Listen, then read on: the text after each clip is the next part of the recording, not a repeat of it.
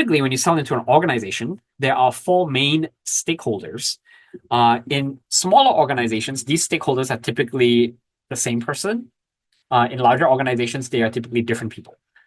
So the four of them are user, advocate, gatekeeper, and decision maker or buyer.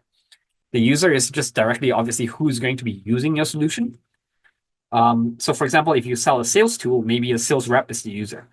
The advocate could be the sales managers who want to track performance to better coach their reps. Gatekeeper, maybe they don't have the ability to say yes, but they could be blockers that can say no, right? And you need to know who they are and what their considerations are. So, for example, it could be the IT department. They need to know how it will interface correctly with existing technology. They need to know if it's secure, right? Maybe it's the HR department because they are involved with training. And then there's obviously the decision maker or the buyer.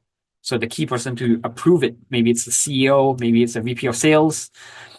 So again, they can all be the same person. They could all be different people. Your goal is to understand who needs to get involved where and what is the common pattern for your type of business, your type of solution, and your type of target customer.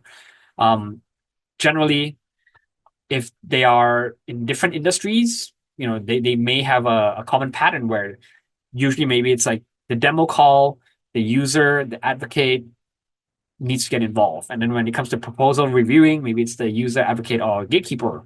Who knows? So again, in your case, test and experiment.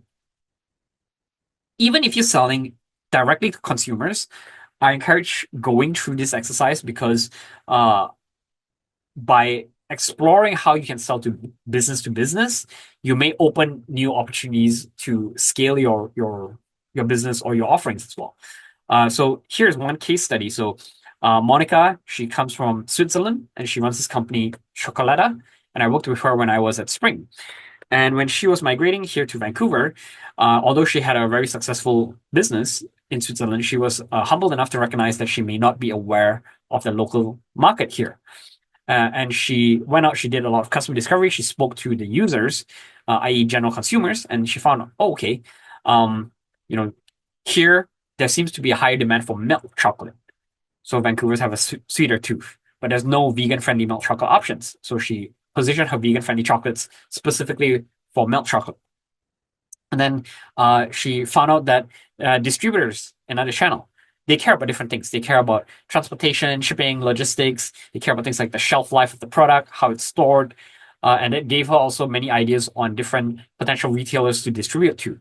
And then she lastly went to those retailers directly because they are the buyers, and she learned different things from them again. She learned that they care about sales, how is it selling, how popular is it?